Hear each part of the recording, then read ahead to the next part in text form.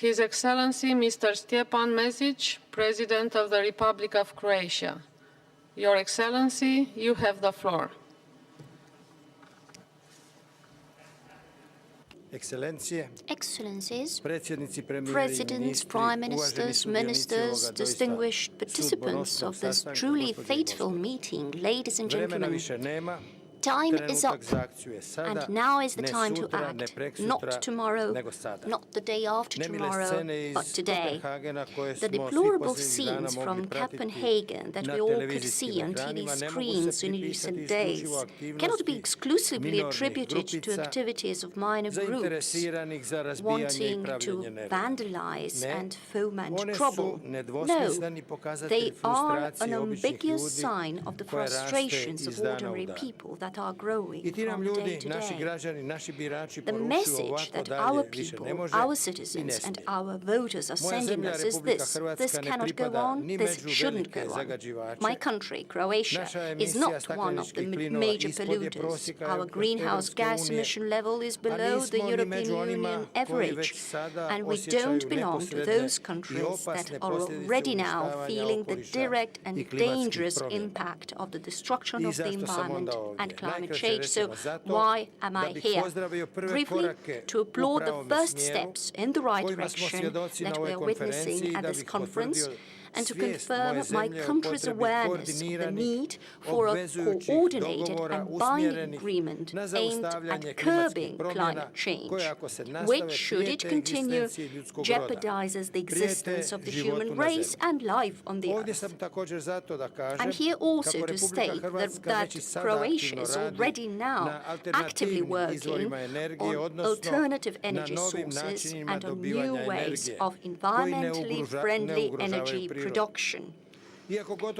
Croatia is conducting extensive research and developing projects for further investments in renewable energy sources, such as wind and biomass power plants, although some 40% of electrical power is produced using hydro potential. Croatia is developing systems for harnessing solar power and geothermal springs and making investments in raising energy efficiencies. For instance, and I'm publicly presenting this for the first time, Croatian experts have developed a model of the so-called floating hydropower plant, a hydropower plant that exploits the kinetic energy of water flows for electric power production without polluting the environment.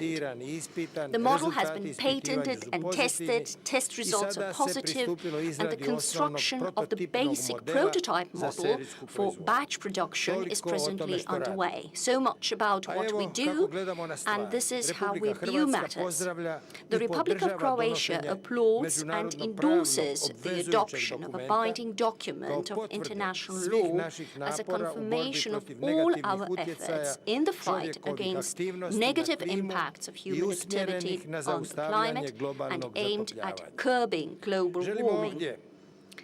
At this very place, in this very circle, I wish to state with utmost clarity that it must be clear to everybody, and I repeat to everybody, that there is no national interest that should be allowed to take priority over a long-term universal interest, and this being the interest of preserving life on Earth. I would like to believe that after exhausting negotiations and frequent uncertainties, we have, through our joint work, set out on the path towards finalizing a new platform for curbing further climate deterioration. I stress, not just paying lip service, but rather making concrete commitments in terms of reducing greenhouse gas emissions quotas. I would even say that the reduction of carbon dioxide emissions is only a medium-term challenge and thus a medium-term solution as well.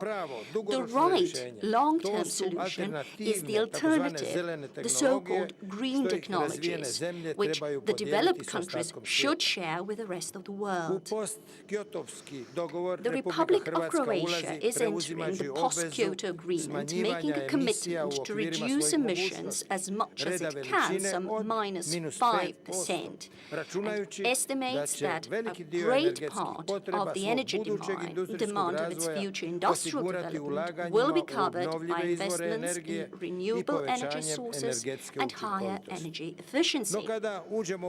Once we accede to the Union, and I expect this to happen in 2012, we are prepared to take over much more ambitious goals, the goals of the European Union member states. Together with the Union member states and the rest of the world, we are prepared to work on the solution of the problem that cannot be postponed. Let me conclude. Time is up, and it is only jointly and through mutual solidarity that we can reach the solution. There is only one world. Thank you.